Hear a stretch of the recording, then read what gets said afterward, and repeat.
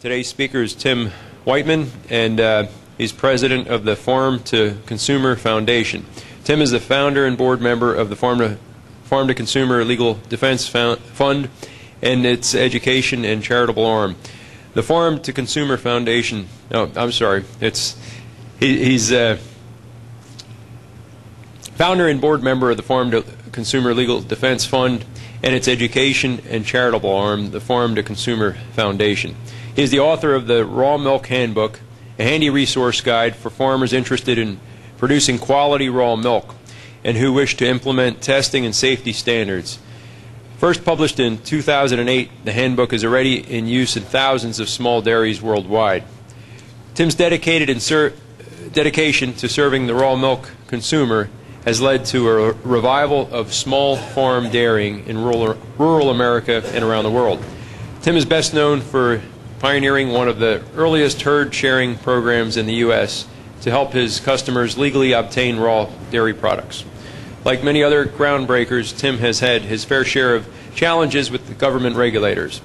He has actively worked with state legislators to write more sustainable farm-friendly laws. He is an instructor in Cowshare College and Goatshare University, where he now trains and consults with small farmers on quality food production, food safety, herd management, and direct marketing to consumers. A lifelong farmer, Tim is on the forefront of our nation's transition back to a local farm economy. Over the last 2 decades, Tim has launched CSAs, organic cooperatives, farmers markets, and was the owner-operator of a major organic farm and store, bakery, and restaurant that featured locally produced foods. In 2003, Wightman was profiled on the Wall Street Journal's front page. His other media credits include numerous national publications, including Acres USA, Agri-Review, Country Today, and Milkweed.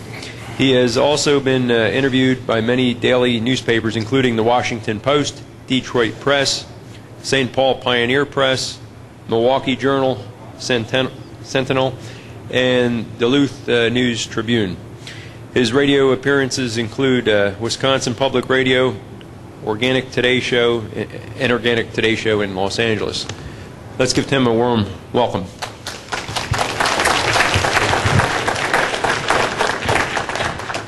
Thank you very much. Everybody can hear me okay?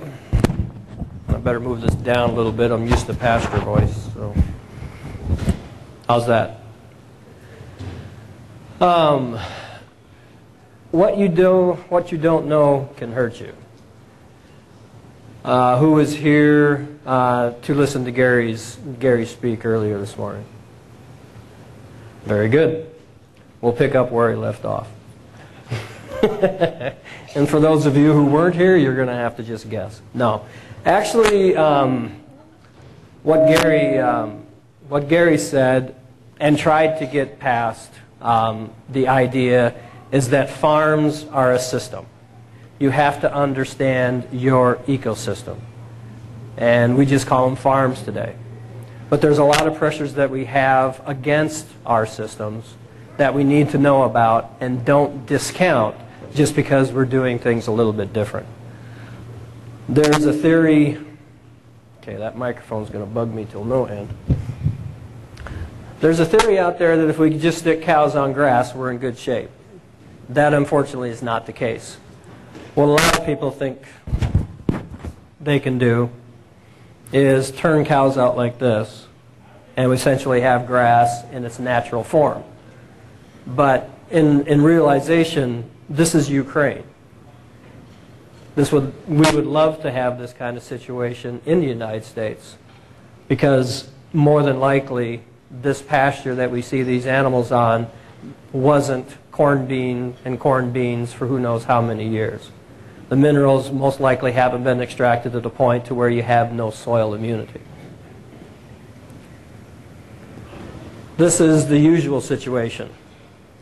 This was my place in Ohio until a few years ago. As you can see, I'm reclaiming pasture on what was corn beans. This pasture here that was planted the fall before these cows were on it in early spring had been corn and beans for nearly 25 years in a row. The organic matter was very low. The soil immunity was non-existent. Weed pressure was very heavy. So it does take some time to get back to our original Ukraine picture, to where we have a lot of diversity and a lot of soil immunity. Yonis, leukosis, pathogens, oh my. I'm not trying to make light of this fact, but we do have this in the current dairy industry. In 1996, that's the latest they looked at it that I could find, Yonis was 22% of cows and 40% of cows in herds above 300 cows. That's not 22% of herds in the country. That is 22% of all cows in every herd. And the bigger you get, the more Yonis was a problem. Leukosis, 89% of all cows. What is leukosis? It's cancer. It's cow cancer. And simply put, it's a significant trace mineral deficiency. The pathogens in milk. In a Canada test in 2004, in Canada, they tested 1,720 bulk tanks, and this is what they came up with. They had Campylobacter detected in 8 bulk tanks. They had Listeria mitogenes in 47 bulk tanks. And we had Salmonella in 3 bulk tanks. Pathogenetic types of E. coli in 15 bulk tanks. Now, this may seem a pretty low number given the fact that we've had a lot of foodborne illness outbreaks, but what I'm trying to make here with the last 2 slides is the fact that if you're going to build a raw milk dairy herd, you better darn well know what you're bringing home. Simply because of the large amount of pathogens that do exist in the conventional herd and still are putting pressure against our animals. Organic is no different. What I have found is that when I've gone on organic farms that do raw milk, it's even in some cases worse than what we would call biological or conventional farms. Simply because of the do-nothing idea that if we do nothing and do completely opposite of the conventional industry, we must be doing something good. But it couldn't be further from the case. So when you bring animals home to build a raw milk herd, these are the things that you want to know before you bring anything home. If we go back, these are 2 things that you don't want to bring home as well. Leukosis, that's a simple blood test. Yonis is another blood test. If you go onto a farm and you ask somebody, I want to buy some cows, have you ever tested for Yonis? And the person says, I've never had it, that's not good enough. It can be subclinical, it could be in the herd. Just moving your cows home or single cow home can actually have that cow blow into Yonis. Leukosis, it's pretty rampant as we see with these numbers, and getting even more so because of the lack of mineralization. Mr. Zimmer said earlier today, mineralization is the key to all biology and immune function of the soil. It is also the immune function of cows. As I said before, leukosis is bovine cancer, and simply it is chronic malnutrition in trace minerals.